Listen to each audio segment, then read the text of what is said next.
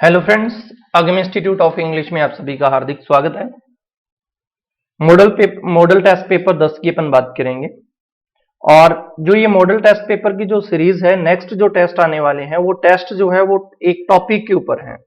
Remedial topic के ऊपर जितने भी इंपॉर्टेंट क्वेश्चन है, सीएलटी पे जितने इंपॉर्टेंट क्वेश्चन है, टीचिंग प्रॉब्लम पे जितने इंपॉर्टेंट क्वेश्चन है, उन सभी का एक सेट बना के जो है वो नेक्स्ट 10 टेस्ट जो है वो अपलोड कर रहे हैं। तो प्लीज वीडियो को लाइक शेयर कमेंट जरूर करें।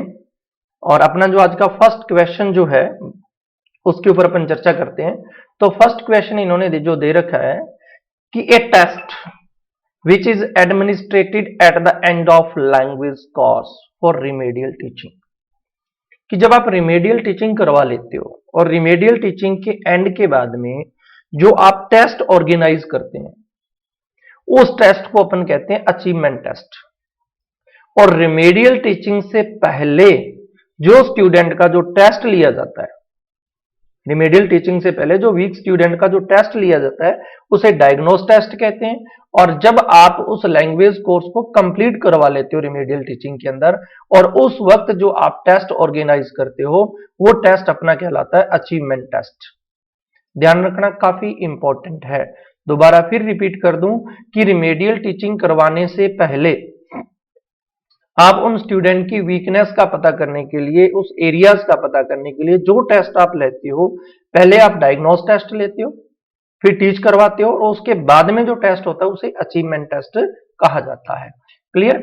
उसके बाद में अपन सेकंड क्वेश्चन की अपन बात करें।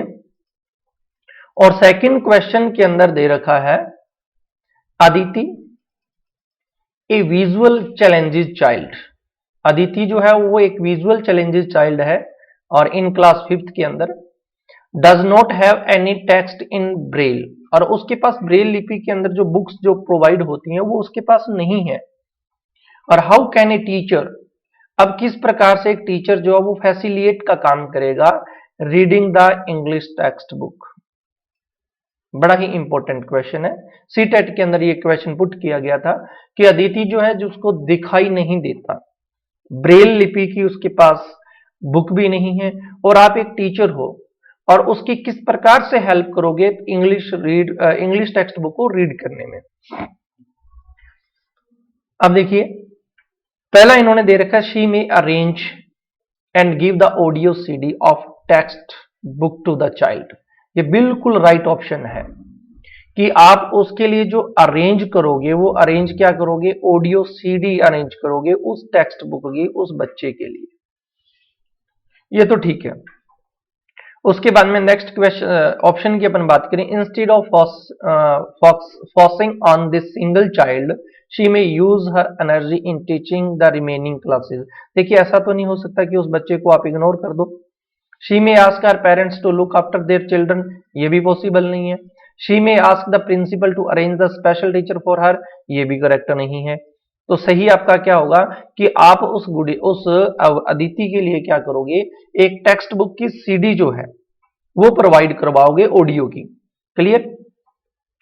थर्ड क्वेश्चन है, a teacher ask student of class 3rd to describe their best friend, कि एक टीचर जो है वो स्टूडेंट से कहती है कि अपने बेस्ट फ्रेंड के बारे में आपको डिस्क्राइब करना है। अब वो स्टूडेंट क्या करता है, she writes the students responses on the black board. अब क्या करेगा टीचर, टीचर उस स्टूडेंट्स का जो रेस्पॉन्स जो है उसको ब्लैक बोर्ड पे लिखता है। और एट लास्ट और टीचर स्टेट क्या करता है कि जो भी इसने डिस्क्राइब किया है words on the black board are adjectives, वो सारे के सारे वर्ड्स जो है वो एडजेक्टिव हैं। कि टीचर ने किसी स्टूडेंट को कहा कि आप अपने बेस्ट फ्रेंड के बारे में डिस्क्राइब करना है, और जो उस स्टूडेंट ने डिस्क्राइब किया उसे टीचर ने क्या किया कि ब्लैक बोर्ड के ऊपर लिख दिया और कहा कि जो वर्ड्स इस स्टूडेंट ने लिखे हैं वो सारे के सारे एडजेक्टिव हैं। और दिस इज, और ये कौन सा मेथड है, देखिए पहले कह रहा है वो एडजेक्टिव है, ठीक है, फिर वो उसके ऊपर थ्योरी पे जाएगा।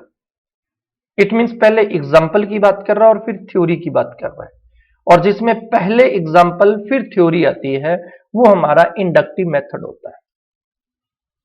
क्लियर है? वो हमारा क्या होता है? इंडक्टिव मेथड होता है। और यदि आप पहले थियरी बताते हो या रूल बताते हो और उसके बाद में आप एग्जाम्पल पे आते हो, है ना, तो वो हमारा डिडक्टिव मेथड हो जाता है।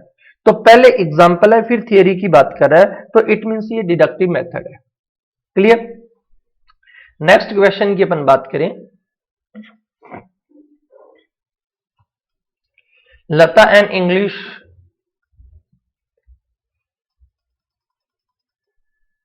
नेक्स्ट क्वेश्चन की बात करें कि Lata an English language teacher of class 8th, कि लता जो है वो एक इंग्लिश लैंग्वेज टीचर है क्लास 8th की, divides the class into pairs, और उसने बच्चों को किस में डिवाइड कर दिया? पेयर्स के अंदर, to read a sequence of pictures and then describe it to each other.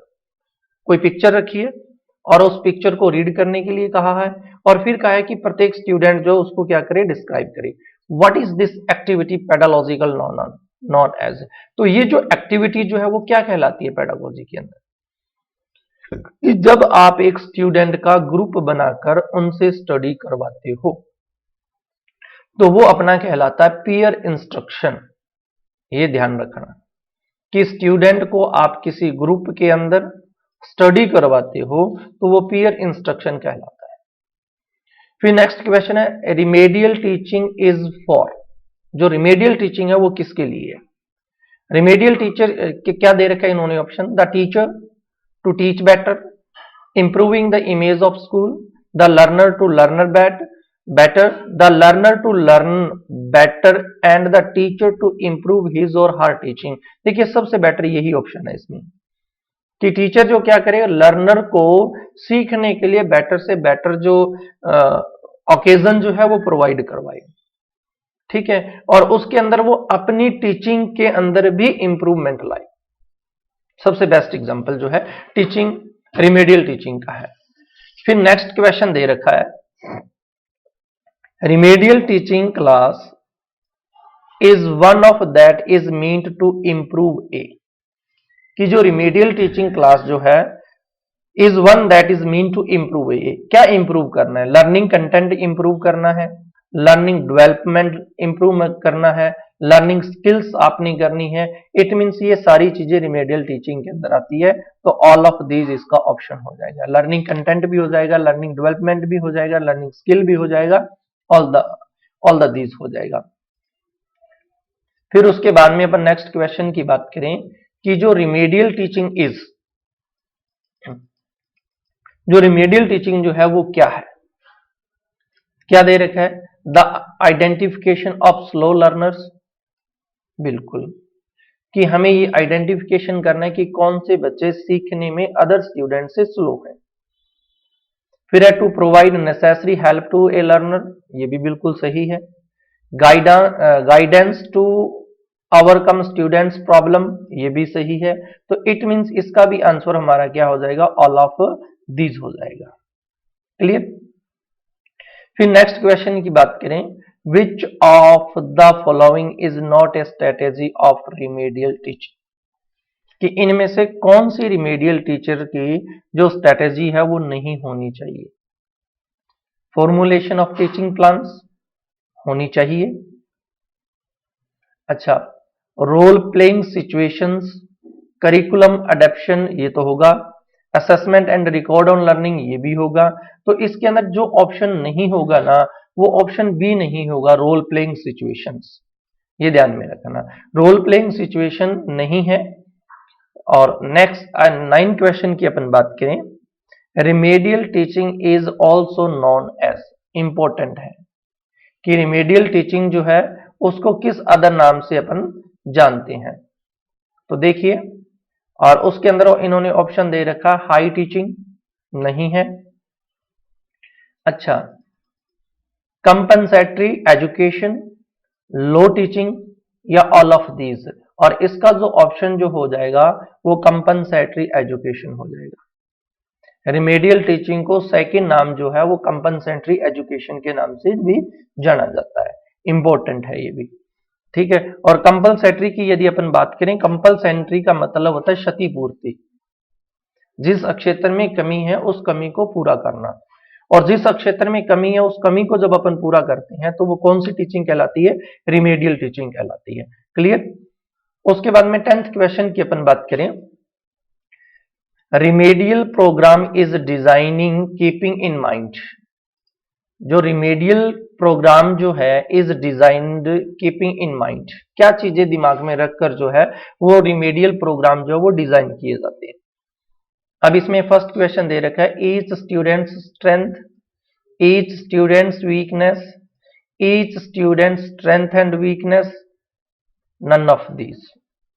अब देखिए प्रत्येक स्टूडेंट की यदि अपन स्ट्रेंथ की बात करें ये भी अच्छा नहीं है, ठीक है, क्योंकि स्ट्रेंथ भी देखी जाती है कि बच्चा जो है किस लेवल तक सीख सकता है, उनकी वीकनेस भी देखी जाती है कि बच्चे को कहां कहां प्रॉब्लम्स आ सकती हैं। तो इट मींस इसका जो राइट ऑप्शन जो हो जाएगा वो सी ऑप्शन हो जाएगा, each student strength and weakness. Clear? 11 question की ओर अपन आए और 11 क्वेश्चन के अंदर दे रखा, which of the following is not a strategy of remedial teaching. Mostly इसमें रिमेडियल टीचिंग को लेकर क्वेश्चन डाले गए हैं। अब देखिए कौन कौन सी स्ट्रेटेजी नहीं है, advance learning strategy, action research, mastery learning skills और ब्रांचेस प्रोग्राम। ठीक है, अब देखिए कौन सी इसमें नहीं है। ठीक है, कि एडवांस्ड लर्निंग स्ट्रेटेजी हो सकती है क्या? जब आप रिमेडियल टीचिंग करवा रहे हो तो रिमेडियल टीचिंग के अंदर एडवांस लर्निंग का तो मतलब नहीं है। ठीक है, तो यही हमारा जो ऑप्शन है वो गलत हो जाएगा, जो स्ट्रेटेजी नहीं है। तो आपका ऑप्शन जो है वो 1 नंबर हो जाएगा। ठीक है, एडवांस्ड लर्निंग स्ट्रेटेजी जो है वो रिमेडियल टीचिंग के अंदर नहीं होती। Which of the following is the base of remedial teaching? अब देखिए इनमें से कौन सा टेस्ट जो है जिसे रिमेडियल टीचिंग की बेस माना जाता है। Which of the following is the base of remedial teaching? और रिमेडियल टीचिंग की बेस की यदि अपन बात करें तो बेस जो इसका जो आता है वो आता है इसमें डायग्नोस्टिक टेस्ट, सबसे इंपॉर्टेंट रोल प्ले करता है। Which of the following is the base of remedial teaching? और बेस ऑफ रिमेडियल टीचिंग की जब अपन बात करें, जो बेस जो है ना, आधार जो है रिमेडियल टीचिंग का वो डायग्नोस टेस्ट है। क्योंकि जब तक हम डायग्नोस नहीं करेंगे तब तक हमें स्टूडेंट की वीकनेस का नहीं पता चलेगा। स्टूडेंट्स की वीकनेस का पता करने के लिए हमें डायग्नोस टेस्ट लेना होता है। तो यदि बेस की बात करें, रिमेडियल टीचिंग का जो बेस जो है वो डायग्नोस टेस्ट है। देखिए सारे क्वेश्चन जो बहुत ही इंपॉर्टेंट है और एग्जाम के लिए तो बहुत ही महत्वपूर्ण क्वेश्चन की ये सीरीज है। वीडियो को स्किप मत करें, लास्ट तक देखें, शेयर जितना कर सकते हो आप प्लीज करें, जितना हो सके ज्यादा से ज्यादा स्टूडेंट्स को इसका क्या मिल सके, प्रॉफिट जो है वो मिल सके। ठीक है, नेक्स्ट अपन क्वेश्चन की बात करें, maximum participation of the students during teaching learning in a language classroom is possible. Maximum participation of student, कि स्टूडेंट का आप ज्यादा से ज्यादा पार्टिसिपेट जो है वो टीचिंग लर्निंग लैंग्वेज के अंदर आप पॉसिबल कैसे कर सकते हो? लेक्चर मेथड से नहीं, क्योंकि लेक्चर मेथड के अंदर स्टूडेंट एक सिर्फ और सिर्फ पैसिव लिसनर है। ट्रांसलेशन मेथड बिल्कुल भी नहीं है, ये भी क्या है, इसमें भी स्टूडेंट क्या रहता है, पैसिव लिसनर रहता है। इंडक्टिव मेथड नहीं है। डिस्कशन एंड डेमोन्स्ट्रेशन मेथड ये सबसे बढ़िया है कि यदि आप स्टूडेंट को ज्यादा से ज्यादा उस क्लासरूम एक्टिविटीज के साथ जोड़ना चाहते हो तो इसके लिए क्या है, discussion and demonstration methods. Clear है? नेक्स्ट क्वेश्चन की ओर बढ़े कि 14 क्वेश्चन की, और 14 क्वेश्चन के अंदर जो फर्स्ट क्वेश्चन दे रखा है, dash is the father of modern linguistic. और फादर ऑफ मॉडर्न लिंग्विस्टिक की अपन बात करें तो इस जो फादर ऑफ मॉडर्न लिंग्विस्टिक जो है वह Ferdinand de Saussure Ferdinand de Saussure Swiss हैं, स्विट्जरलैंड के हैं। इन्हें मॉडर्न लिंग्विस्टिक का फादर माना गया। इंपॉर्टेंट है, सीटेट के अंदर ये क्वेश्चन पुट किया गया था। 15 क्वेश्चन की बात करें, slow learners fail to grasp effectively and mix up words and structure easily. Teachers can remediate by beginning with. अब देखिए जो स्लो लर्नर जो स्टूडेंट्स जो होते हैं वो क्या करते हैं, किसी भी नॉलेज को ग्रैप्स करने में फेल होते हैं और वर्ड्स का और स्ट्रक्चर का मिक्सअप भी कर देते हैं। तो टीचर जो है, रिमेडियल टीचर जो है, वो स्टार्टिंग के अंदर क्या स्ट्रेटेजी अपना सकता है, ठीक है, क्या स्ट्रेटेजी अपनाएगा टीचर्स। देखिए सबसे पहले अपन बात की थी कि डायग्नोस टेस्ट होगा। डायग्नोस टेस्ट होगा, इट मींस आइडेंटिफाई किया जाएगा उस स्टूडेंट की डिफिकल्ट एरियाज को, ठीक है। तो इसके लिए हमारा जो बिगिनिंग के अंदर जो हमने करना है वो क्या करना है, identify the areas of difficulty. ध्यान रखना कि क्या करना है, identify the areas of difficulty. 16 question की अपन बात करें और 16 क्वेश्चन के अंदर इन्होंने दे रखा है ए ड्यूल लैंग्वेज क्लासरूम।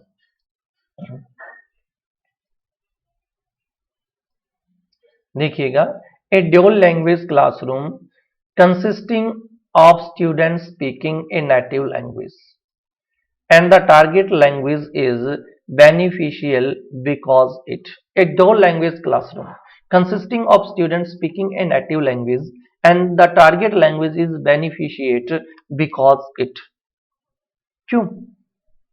क्योंकि यदि अपन बात करें कि स्टूडेंट को आप क्या कर सकते हो, motivate target language speaking students learn another language and vice versa.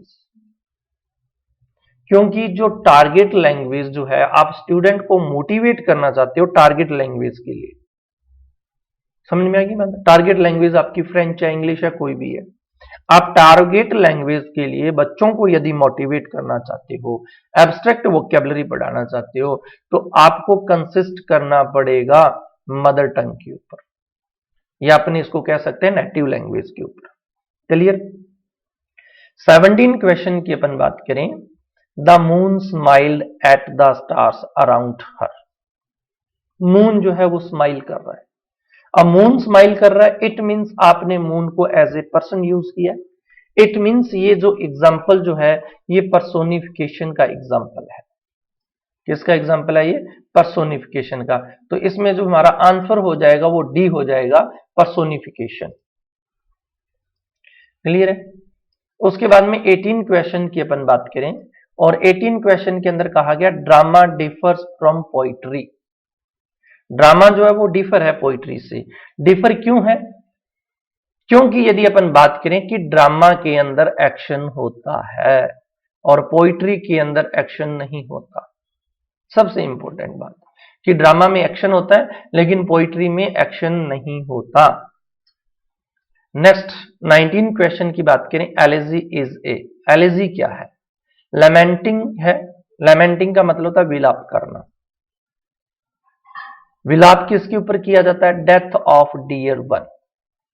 तो elegy is a mourning song या lamenting song on the death of some near and dear. Clear है? तो यहां जो अपना ऑप्शन है वो बी हो जाएगा। 20 क्वेश्चन की ओर बढ़े और 20 क्वेश्चन के अंदर इन्होंने जो दे रखा है, he works by fits and starts. कैसे काम करता है? He works by fits and starts. Starts, ठीक है, he works by fits and starts. यदि अपन बात करें, फिट्स एंड स्टार्ट का मतलब होता है इरेगुलरली। क्या मतलब होता है? इरेगुलर, कि वो जो काम करता है वो इरेगुलरली करता है। He works by fits and starts का मतलब इरेगुलरली। 21 क्वेश्चन की अपन बात करें, ही इज एट किसके ऊपर है?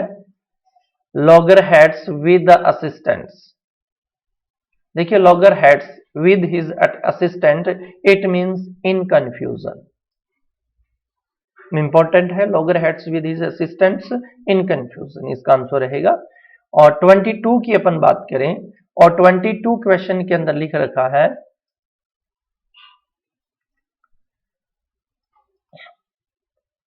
क्या है? ये अपन बात करें कि मोनिका रन लॉन्ग डिस्टेंस, लंबा दौड़ती थी। When she was a girl, जब वो लड़की थी। ठीक है, लंबा दौड़ती थी। Monica run long distance when she was young, it means आप पास्ट एबिलिटी की बात कर रहे हैं। पास्ट एबिलिटी है, कैपेसिटी है, और उसके लिए अपन जो यूज करते हैं मॉडल, वो मॉडल यूज करते हैं कुड। 23rd क्वेश्चन की बात करें, ही is working hard, he dash crack through exam, through the exam. अब देखिए, ही इज वर्किंग हार्ड, कठिन मेहनत कर रही है, इट मींस वो एग्जाम उसे पास कर लेना चाहिए, है ना। तो इसके अंदर जो सबसे अप्रोप्रिएट मॉडल जो है वो शुड आएगा। He is working hard, he dash crack through the exam, ठीक है, should, he should crack through the exam. 24 की अपन बात करें, occurs due to erroneous grammatical structure leading to more than one meaning. Important line लिखी है कि वो कौन सी फैलेसी है जो अकर होती है, किससे? एरोनियस। एरोनियस का मतलब होता है अशुद्ध, गलत, ग्रामेटिकल स्ट्रक्चर से, और leading to more than one meaning, और उस आप जो वो एरर कर रहे हो, उस एरर से उस सेंटेंस के एक से अधिक अर्थ निकलते हैं। दोबारा सुन ले कि ड्यू टू एरोनियस, एरोनियस शुद्ध, अशुद्ध और गलत तरीके से आप ग्रामेटिकली स्ट्रक्चर जो है वो बनाते हैं, और उससे क्या होगा कि जो आप मीनिंग ले रहे हो वो मीनिंग एक से अधिक देगा वो, और वो मीनिंग सारे गलत होंगे। तो ये जो फैलेसी होती है जिसके अंदर ग्रामेटिकल एरर पाई जाती है, स्ट्रक्चरल की एरर पाई जाती है, और जिससे उस सेंटेंस का अर्थ जो है वो 2 से 3 निकल सकते हैं, वो अपनी फैलेसी होती है, फैलेसी ऑफ एम्फीबली। कौन सी होती है? फैलेसी ऑफ एम्फीबली होती है, ठीक है। उसके बाद में अपन बात करें नेक्स्ट क्वेश्चन की, I saw a lion standing on the door। अब देखिए, I saw a lion standing on the door, यदि इस सेंटेंस की अपन बात करें, देखिए मैंने एक शेर को देखा, लॉइन स्टैंडिंग था या आई स्टैंडिंग ऑन द डोर था? अर्थ सही नहीं आ रहा। इट मींस ग्रामेटिकली इसके अंदर क्या की गई है? मिस्टेक की गई है, एरोनियस है ग्रामेटिकली, ठीक है, कि I saw a lion standing on the door, या तो आप ये कहिए कि while I was standing on the door I saw a lion, तो चलेगा कि जब मैं गेट पे खड़ा था तो मैंने शेर को देखा। लेकिन यहां जो है ना, ये नहीं समझ में आ रहा कि जो स्टैंडिंग ऑन द डोर जो है वो लॉइन है या आई है। इट मींस ये जो स्ट्रक्चर जो है ग्रामेटिकल एरर की है, और ग्रामेटिकल एरर की है तो ये कौन सी अपनी फैलेसी ऑफ एम्फीबली है। नेक्स्ट क्वेश्चन की बात करें, Shakespeare is the great poet in English, ठीक है। आप शेक्सपियर की बात कर रहे हो, जो आप क्या कह रहे हो कि वो ग्रेट पोइट है इन इंग्लिश में। Hamlet is written by Shakespeare, ठीक है, नॉवल है हैमलेट, किसने लिखा है? विलियम शेक्सपियर ने लिखा है। So all the plays of Shakespeare must be excellent. ज्यादा अच्छा होता कि इसके अंदर ये और लिख देता कि Hamlet is a excellent novel,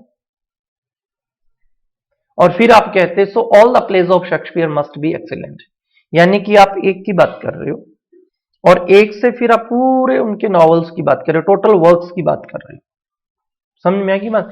यानी कि पार्ट 2 आप हॉल चल रहे हो, और जब पार्ट 2 अपन हॉल चलते हैं, पार्ट 2 अपने हॉल चलते हैं, तो वो जो अपनी फैलेसी होती है वो फैलेसी होती है फैलेसी ऑफ कंपोजिशन। कौन सी होती है? Fallacy of composition. तो इसका जो राइट आंसर जो है वो हमारा हो जाएगा फैलेसी ऑफ कंपोजिशन। क्लियर? चलिएगा, नेक्स्ट क्वेश्चन है एक्सेप्शन। एक्सेप्शन, देखिए पहले एक्सेप्शन नहीं बोलोगे, इसे एक्सेप्शन बोलोगे तो इसका जो है फोनेटिक गलत हो जाएगा, ठीक है। तो एक्सेप्शन यानी कि इक, आई के इक। अब इसका मतलब ये नीचे वाले दोनों तो गलत हो गए, ना तो एक्सेप्शन है ना ये एक्सेप्शन है। इक सेप, सेप मतलब आप क्या करोगे, आप यूज करोगे SE सेप, ठीक है। तो एक्सेप्ट, और फिर शन का साउंड आ रहा है तो अपना जो फोनेटिक जो है वो फर्स्ट ही सही हो जाएगा, एक्सेप्शन। क्लियर। 28 क्वेश्चन की अपन बात करें तो 28 क्वेश्चन के अंदर जो दिया गया है लेजर, देखिए लेजर लेजर लेजर, ठीक है। और लेजर की जब अपन बात करते हैं तो इसका जो आंसर है वो फर्स्ट ही हो जाएगा 28 का, लेजर। देखिए LE ले, फिर जे का साउंड है अ, और आर ऊपर लिखा हुआ है जिसे साइलेंट रखा जाएगा, लेजर, ठीक है। नेक्स्ट है try to light the fire, try to lie, यानी कि ट्राई आई लाई, यानी कि दोनों में साउंड किसका आ रहा है, आई का आ रहा है। ट्राई में भी आई का आ रहा है, लाई में भी आई का आ रहा है। It means vowel sound repeat हो रहा है, और जब वोल साउंड रिपीट होता है तो वो एग्जाम्पल जो होता है वो एसिनेंस का एग्जाम्पल होता है। तो यहां जो फिगर ऑफ स्पीच जो यूज किया गया है वो फिगर ऑफ स्पीच यूज किया गया एसिनेंस। क्लियर। और लास्ट क्वेश्चन की यदि अपन बात करें तो लास्ट क्वेश्चन के अंदर क्या दे रखा है, my alarm clock yells at me to get out of bed every morning. My alarm call yells, clear है। अब देखिए जो येल्स का मतलब था चिल्लाना, कि मेरा अलार्म जो है वो येल्स एट मी, मेरे पे चिल्लाता है, अलार्म मेरे पे चिल्लाता है, to get out of bed every morning, प्रत्येक सुबह मुझे बिस्तर से गेट आउट करने के लिए, बिस्तर से उठाने के लिए अलार्म मुझ पे चिल्लाता है। समझ में आएगी बात, अलार्म मेरे पे चिल्ला रहा है।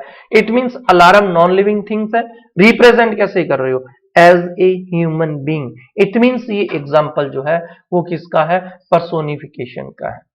क्लियर। तो आंसर हमारा ए सही हो जाएगा, पर्सोनिफिकेशन। क्लियर। तो इसी प्रकार भाई आगे जो है वो कंप्लीट जो है टॉपिक वाइज टेस्ट सीरीज जो है वो स्टार्ट है। तो प्लीज वीडियो को लाइक शेयर कमेंट जितना हो सकता है प्लीज करें, ठीक है। Thank you.